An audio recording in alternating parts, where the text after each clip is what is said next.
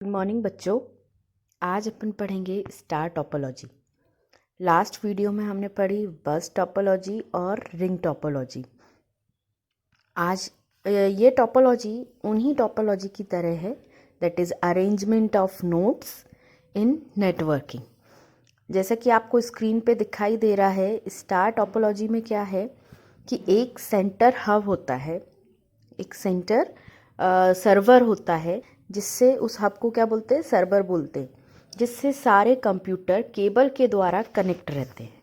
आपको डायग्राम में दिख रहा है एक सेंट्रल हब है और उससे सारे कंप्यूटर कनेक्ट हैं। तो ये कनेक्शन जो है एक स्टार जैसी इमेज क्रिएट करते हैं, इसलिए इसको स्टार टोपोलॉजी कहा जाता है। हम इसकी डेफिनेशन पे नज़र डालते हैं। Star topology is an arrangement of the network in which every node is connected to the central hub, switch, or the central computer. The central computer is known as a server, and the peripheral devices attached to the server are known as clients. In this type of topology, all the computers are connected to a single hub through a cable, and this hub is a central node and all other nodes are connected to the central node. Hindi में समझते हैं। Star topology network की एक व्यवस्था है जिसमें प्रत्येक node केंद्रीय हब, स्विच या एक केंद्रीय कंप्यूटर से जुड़ा होता है। केंद्रीय कंप्यूटर को सर्वर के रूप में जाना जाता है और सर्वर से जुड़े परिधि उपकरणों को क्लाइंट के रूप में जाना जाता है। इस प्रकार की टोपोलॉजी में सभी कंप्यूटर एक केबल के माध्यम से एक ही हब से जुड़े होते हैं। यह हब केंद्रीय नोड है और अन्य सभी नोड्स केंद्रीय नोड से जुड़े होते हैं।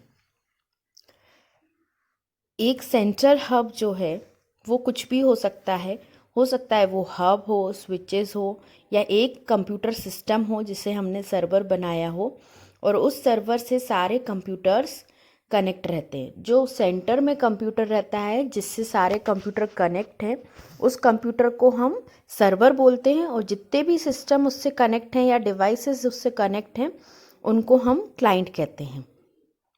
ये कहलाता है स्टार टोपोलॉजी।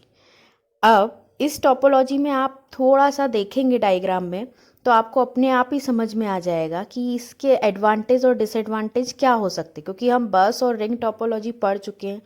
तो थोड़ा सा तो हमें ये आइडिया है कि टोपोलॉजी कब सक्सेसफुल होती है, कब नहीं होती है।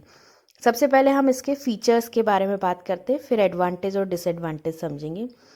Features of star topology. First is every node has its own dedicated connection to the hub. Second is hub acts as a repeater for data flow. Next is can be used with twisted pair, optical fiber or coaxial cable.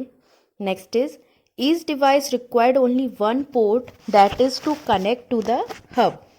And last is star topology is the most popular topology in network implementation. Hindi में समझते हैं। हर node का hub के लिए अपना एक connection होता है। सारे नोड हब से कनेक्ट होते हैं, तो हर नोड प्राइवेट कनेक्शन से जुड़ा हुआ है, मतलब अपने खुद के किसी और कंप्यूटर के द्वारा नहीं जुड़ा हुआ है, वो डायरेक्टली हब से जुड़ा हुआ है। यह इसका एक फीचर्स है। नेक्स्ट है हब जो बीच में है, या हब या सर्वर जो बीच में है जिससे सारे सिस्टम जुड़े हुए हैं, वो एक तरीके से डेटा फ्लो और रिपीटर्स का काम करता है। क्योंकि इस टोपोलॉजी में कम्युनिकेशन कैसे होता है, कोई भी डेटा सेंड या रिसीव करना है तो पहले वो हब के पास जाएगा और हब उसे कहीं और जहाँ उसकी डेस्टिनेशन है वहाँ सेंड करेगा।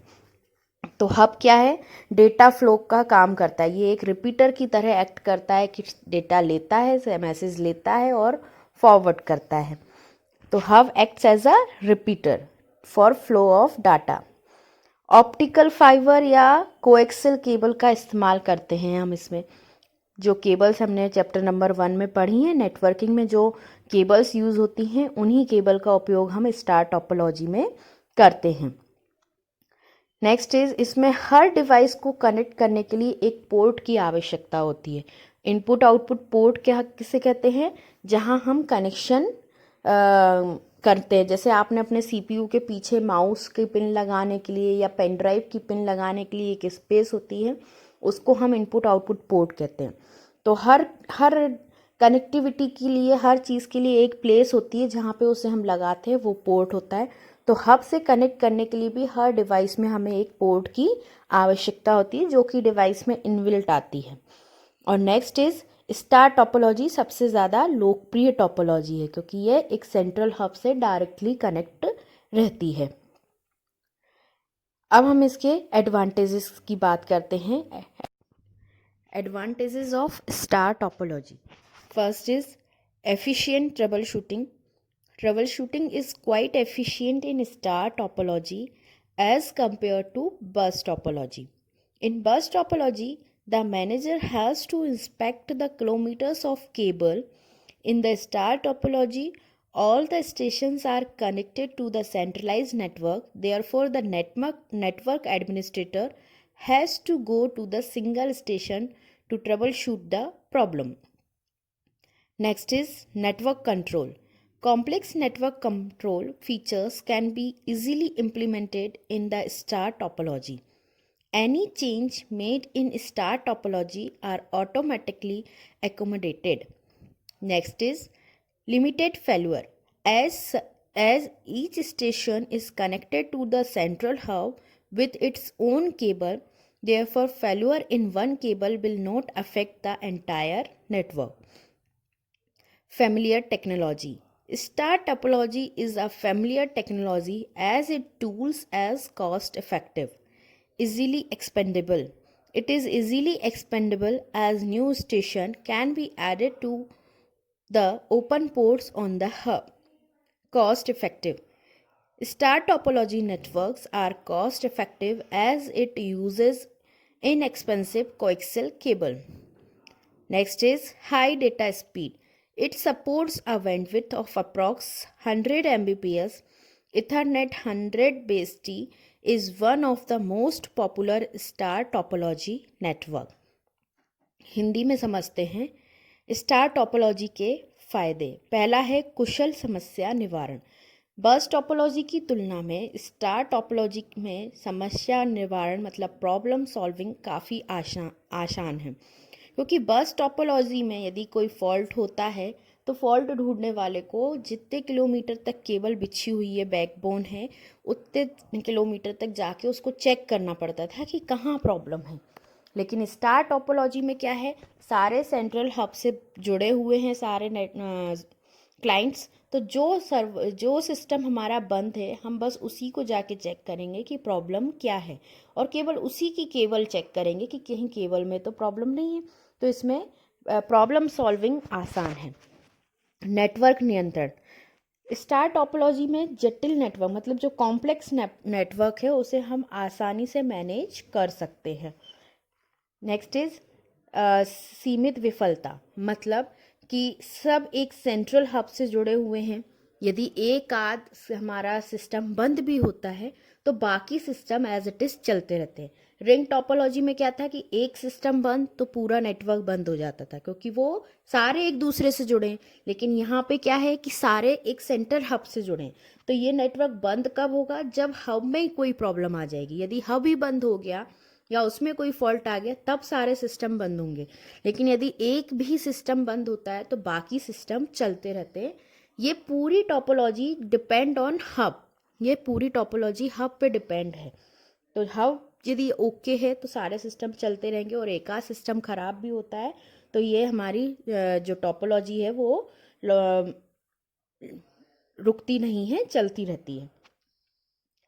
Next is